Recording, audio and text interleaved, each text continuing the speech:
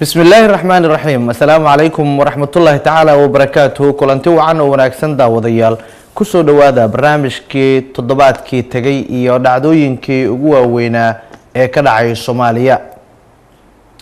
barnaamijka toddobaadkii tagay iyo Soomaaliya ayaad waxaad ku daawataan hadba wararkii iyo barnaamijyadii ka baxay telefishinka qaranka Soomaaliyeed kuwoodii ugu doorka roona ama aan isdhihi karnay waxa ay mudnaan in dib loo dabagalo haddaba barnaamijka toddobaadkii tagay iyo Soomaaliya oo aad ku daawataan qodobadii ugu waaweynaa toddobaadkan wixii dhacay Soomaaliya ayaa waxa hadii Allah awood sare leh uu ogolaado qodobada aad ku daawan doontaan kamid noqon doona madaxweynaha jamhuuriyadda federaalka Soomaaliya mudane Xasan Sheekh Maxamuud ayaa toddobaadkan waxa uu dalkaasi Djibouti uga qayb galay caleemasaarka madaxweynaha dalka Djibouti Ismaaciil Cumar Geelle oo ku guuleystay doorashadii dhawaan ka dhacday dalkaasi jamhuuriyadda Djibouti ee aynu dariskanahay sidoo kale daawadayaal waxaad ku daawan doontaan barnaamijka madaxweynaha jamhuuriyadda federaalka Soomaaliya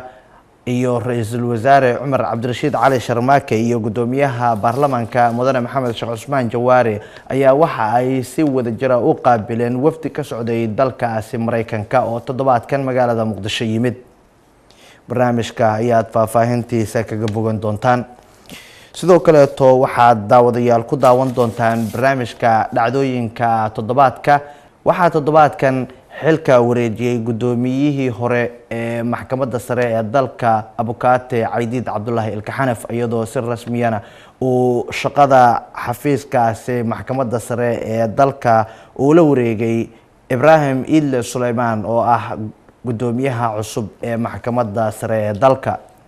waxaana munaasabadaasi xilka ay ku kala wareegayeen labadaasi mas'uul ka qayb galay mas'uuliyiin ka tirsan labada gole ee dawladda xeerlaaliyaha guud ee qaranka xeerlaaliyaha guud iyo sidoo kale mas'uuliyiin kale barnaamijka ayaad kaga bogan doontaan ayagana waxaad sidoo kale ku daawan doontaan daawadayaal barnaamijka ciidamada xoogga dalka Soomaaliyeed oo kaashanaya kuwa amisom ayaa toddobaadkan waxay howlgallo ay ka sameeyeen deegaano iyo degmooyin ka tirsan gobolada Galgaduud iyo Shabeellada Dhexe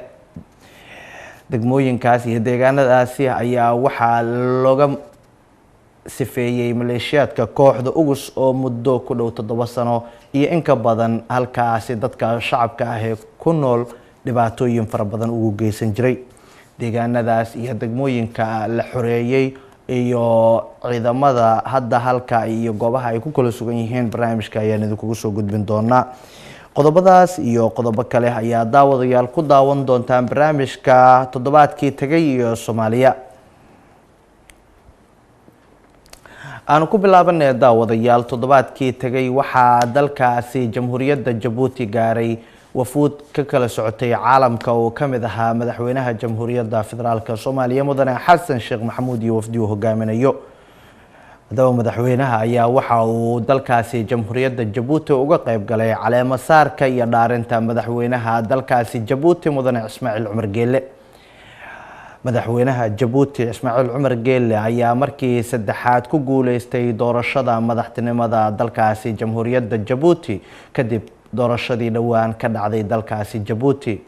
madaxweynayaal kala matalayay wadamada qaaradan Afrika iyo kuwa ka socday caalamka iyo diblomaasiyiin kale ayaa dalkaasi jamhuuriyadda Djibouti waxay kulligood uga soo wada qayb galeen caleemasaarka madaxweynaha jamhuuriyadda Djibouti mudane Ismaaciil Cumar Geelle madaxweynaha jamhuuriyadda federaalka Soomaaliya mudane Xasan Sheekh Maxamuud ayaa una kamid ahaa wafuudaasi kala duwan ee halkaasi uga qayb gashay caleemasaarka madaxweynaha jamhuuriyadda Djibouti madaxweynaha jamhuuriyadda Djibouti ayaana waxa uu kamid ahaa madaxdii caalamka wadamada ka kala tirsan ka socotay ee sida gaarka ah casuumada sida gaarka ah loogu casuumay caleemasaarka madaxweynaha jamhuuriyadda Djibouti mudane Ismaaciil Cumar Geelle madaxweynaha jamhuuriyadda federaalka Soomaaliya mudane Xasan Sheekh Maxamuud ayaa sidoo kale toddobaadkan waxa uu qaabilay oo magaalada Muqdisho kulan kula qaatay wafuud ka socotay dalkaasi Mareykanka oo Soomaaliya yimid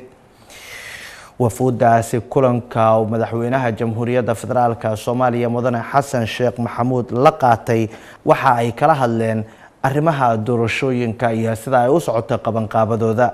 madaxweynaha waxa weeliyay ra'iisul wasaaraha jamhuuriyadda federaalka mudane Cumar Cabdirashiid Cali Sharmaake. haddaba kulankaasi markii uu soo gabagaboobay ayaa waxa warfidiyeenka la hadlay afhayeenka madaxtooyada Soomaaliya mudane Daawud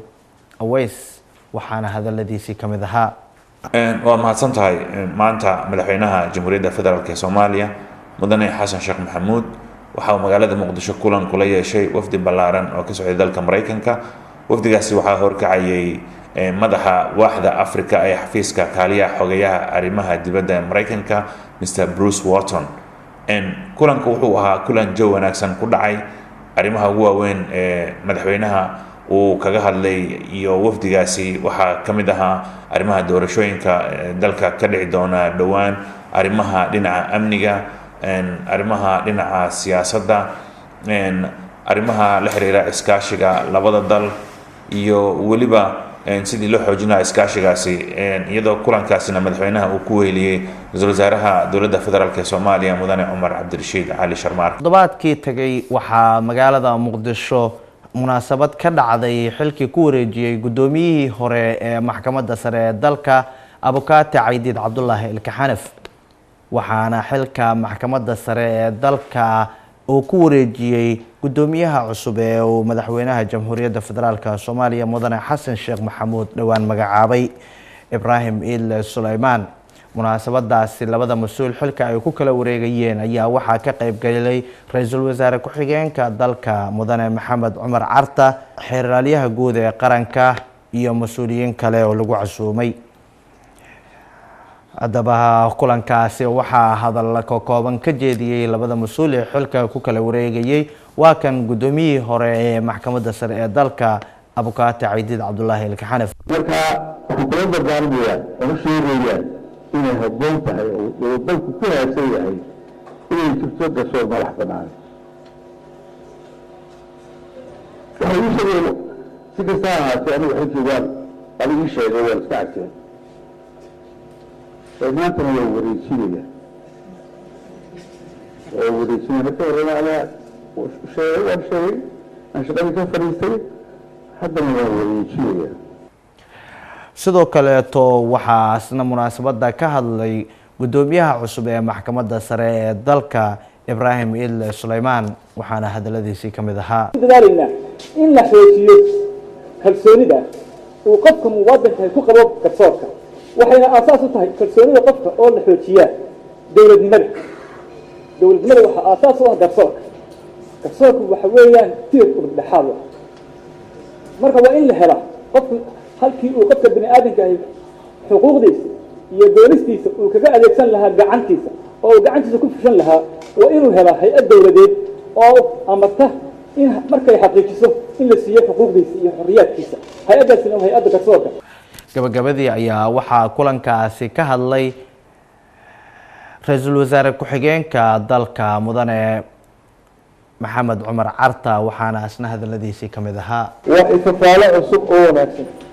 inaan ka hadlayno garsoorkii, inaynu ka hadlayno cadaaladii, inaynu ka hadlayno nidaam sii soconayo, inaynu ka hadlayno bino cusub oo la dhisayo, inaynu ka hadlayno halkeenu sii gaarsiina oo wax cusub. oo taa weeyaan tan runtii ay tahay inaynu inaguna isku ammaano xasuusnaanana inaynu maanta ku tallaabsanay sidii ay dalkan uga bixi lahaa dhibaatooyinka haysta, dalkan uga bixi lahaa jahliga, dalkan uga bixi lahaa cadaalad xumada, dalkan uga bixi lahaa isxukun xumada, dalkan uga bixi lahaa oo siduu ku noqon lahaa u higsan lahaa caalamka. taa weeyaan ku hadlayna. kan sidoo kaleeto waxaa xilka wasaaradda boostada iyo isgaarsiinta si rasmiya ula wareegay wasiirka cusub ee dhowaan ra'iisul wasaaruhu u magacaabay. wasiirka cusub ee dhowaan wasaaraddaasi loo magacaabay Maxamed Jaamac Mursal, waxaana wasiirkii horeeto munaasabada uu xilka ugala wareegayay kala qayb galay sidoo kaleeto ra'iisul wasaare ku-xigeenka dalka mudane Maxamed Cumar Carta. munaasabadaasi ay xilalka kula kala wareegayeen wasiirkii hore ee wasaaradda boostada iyo wasiirka cusub ee dhowaan loo magacaabay wasaaraddaasi Ibraahim Suleymaan Mursal ayaa waxaa ka qayb galay ra-iisul wasaare ku-xigeenka dalka mudane maxamed cumar carta. hadal kooban oo halkaas uu ka jeediyeyna waxaa ka mid ahaa sanad iyo barkii ay shaqaynaysay dowladdan waxyaalaha ay qabatay wax badan bay qabatay oonu ku faanayno oo hadda la taagana oonu ku faanayno wasiirkayga wasiir ku-xigeenka iyo agaasimayaasha iyo maxaa la shaqaaliin ay faan noo tahay inaad waxaad qabateen taa weeye هذا الجيران واحد اللي نروح لما قبل والله قبتي كل علية واحد قبتين شيكتا واحد سوالو ترى هذه الآن لو شيكين الشال هذه لو شيكين الشال هذه لو شيكين أدان لو شيكين الشال هذه لو شيلين الشال ولا ينشيلا مر والله ما شيكينه الشيكين واحد قبلنا gudoomiye ku-xigeenka labaad ee baarlamaanka jamhuuriyadda federaalka Soomaaliya mudane Mahad Cabdalla Cawad ayaa waxa uu magaalada Cabudwaaq ee gobolka Galgaduud uga qayb galay aaska Allaha u naxariistee ugaas Ciise ugaas Cabdulle oo dhawaan ku geeriyooday halkaasi. Allaha u naxariistee aaska ugaaska ayaa waxaa ka qayb galay mas'uuliyiin sarsare oo xilal kala duwan ka soo qabtay xukuumadihii dalka iyo sidoo kale aqoon-yahano waxgarad iyo qaybaha bulshada. Allaha u naxariistee ugaas Ciise ayaana lagu doogay magaalada Cabudwaaq ee gobolka Galgaduud. toddobaadkii tagay wasaaradda shaqada iyo arrimaha bulshada ayaa waxa ay ku dhawaaqday in si rasmi ah loo bilaabay diiwaangelinta dad shaqaale ah oo loo qaadi doono dalkaasi Saudi Arabia. dadkaasi shaqaalaha ah ayay sheegtay wasaaradda shaqada iyo arrimaha bulshada in si rasmi ah loo bilaabay diiwaangelintooda ayadoo sanadkan ay sheegtay wasaaraddu 2,000 oo shaqaale halkaasi inay gaari doonto. wasiir ku-xigeenka wasaaraddaasi mudane Ibrahim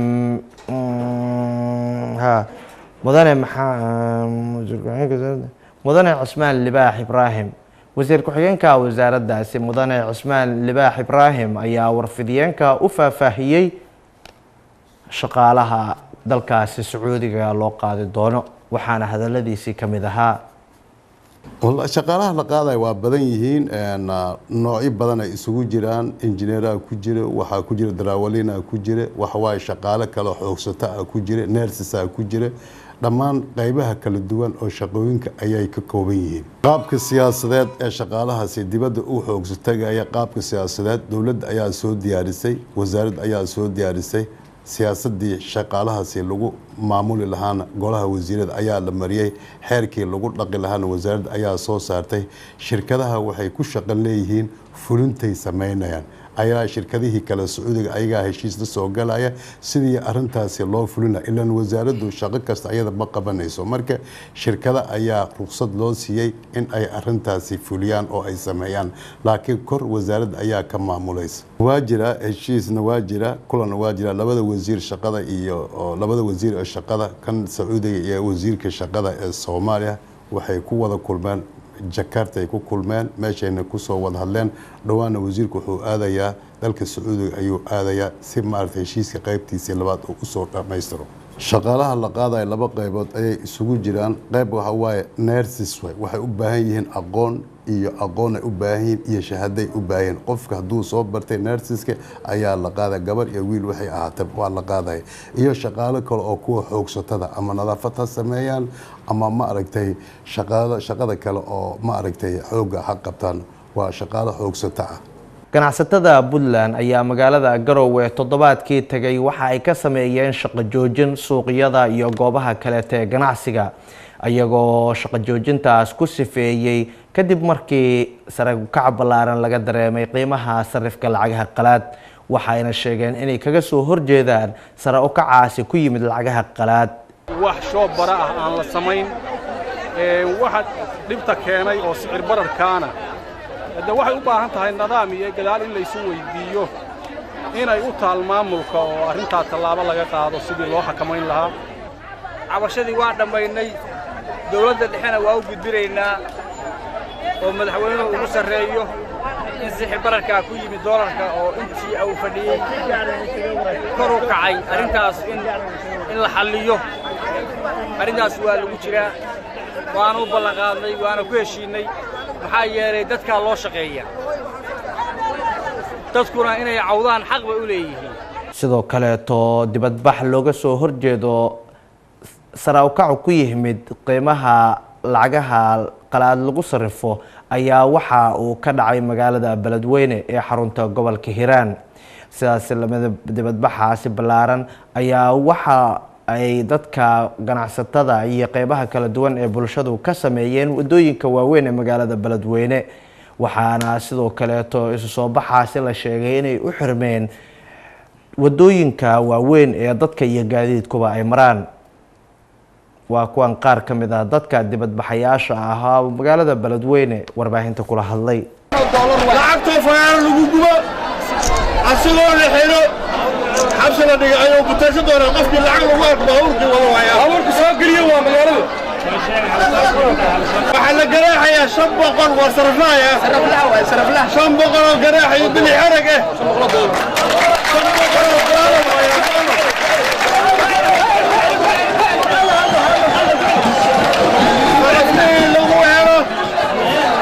صرفيه قعدوا هنا لما يصدح بغني يا فرتق كبدا لقعدت الضبانه صدح من لما يصدح بغني اللحن ويكي كبدا النوار shir looga hadlayo sida looga hortagi karo musiibooyinka dabiiciga ah ayaa toddobaadkan waxa uu ka furmay magaalada Garowe shirkaasi oo ay ka qayb galeen mas'uuliyiin ka tirsan dawladda federaalka iyo maamulada dalka ka jira xubno ka kala socday sida la socota oo adkaysi masiibooyinka ma afur wax diroor ah ma aha oo waxaan ka qorno weligeed ay soo mari jireen afooyinku Soomaaliyana afooyinku ugu horreeyay ee Soomaaliya waxa weeye abaaraha iyo daadadka oo mar walba soo dadku way la tacaali jireen waxay isku dayi jireen weligeedba qaabkii ay uga baxsan lahaayeen ama u yeelan lahaayeen khatarta iyo saameynta toddobaadkii tagay daawadayaal deegaano iyo degmooyin ka tirsan gobolada Galgaduud iyo Shabeellada Dhexe ayaa ciidamada xoogga dalka Soomaaliyeed iyo kuwa midowga Afrika ee AMISOM waxa ay ka sameeyeen howlgallo ballaaran oo ay uga sifeynayeen maleeshiyaadka kooxda Ugus deegaanada gobolka Shabeellada Dhexe al-shabaab laga sifeeyay ayaa waxa ka mid ahaa Murgood Masaajid Cali Guduud Al-Kawsar iyo deegaano kale oo ay ka mid yihiin deegaanka Galcad iyo deegaano hoostaga ciidamada ayaana gobolka Shabeellada Dhexe iyo Hiiraanba waxa ay ka sifeeyeen maleeshiyad muddo in ka badan 10 sano ku dhuumaaleysanayay dadka halkaas ku dhaqana dhibaatooyin badan ugu geysan jiray ciidamada xoogga dalka Soomaaliyeed ayaa sidoo kale waxa ay howlgallo ballaaran ka sameeyeen deegaano ka tirsan gobolka Shabeellada Hoose oo ay ka mid tahay deegaanka Torotoro oo ay galeen ciidamada sida gaarka ah u tababaran ee xoogga dalka Soomaaliyeed halkaasna waxa ay ku dileen maleeshiyaad ka tirsan kooxda Ugus waxa ayna ku qabteen saanad military oo ay al-shabaab halkaasi ku haysatay howlgallada ciidamada xoogga dalka Soomaaliyeed iyo kuwa midowga Afrika ee AMISOM ay ka wadaan deegaanada iyo degmooyinka ka tirsan gobolada dalka ayaana waxa ay qayb ka yihiin in ka sifaynta maleeshiyaadka kooxda Ugus laga sifaynayo dadka iyo deegaanada kale oo ay dhibaatooyinka baan dadka ku hayaan al-shabaab ayaana dirir baahsan waxa uga soo horjeeda shacabka iyo dawladda intaba waa tahay daawadayaal barnaamijkii toddobaadkii tagay iyo Soomaaliya ayaan intaas ku soo afmeeraya barnaamijka waxa halkan idinkaga tabinaya anigoo Sugaal Macallin Maxamuud idin soo saaray farsamada xagga kaamirada waxa iga gacan siiyay saaxiibkay Cabdullaahi Calas Ducaysane xagga farsamadana Axmed Beebe dhamaanteen oo isku duuban waxaan idinkaga tageynaa tani inta barnaamij kan lamida ku kulmeyno salaamullaahi calaykum wa rahmatullaahi ta'ala wa barakatuh